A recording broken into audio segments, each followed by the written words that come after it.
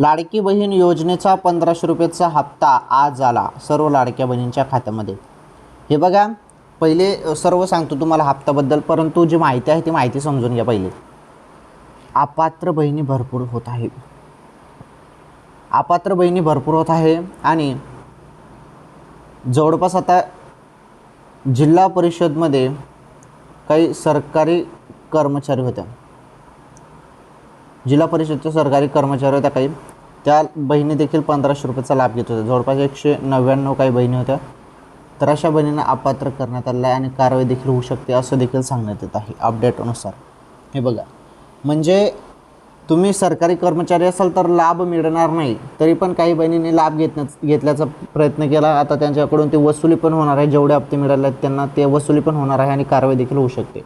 आणि ज्या बहिणी पात्र आहेत अशा पात्र बहिणींना आता 1500 रुपये कोणत्या क्षणी येणार आहेत, ऑगस्टचा हप्ता कोणत्या क्षणी तुमच्या खात्यामध्ये जमा होईल आता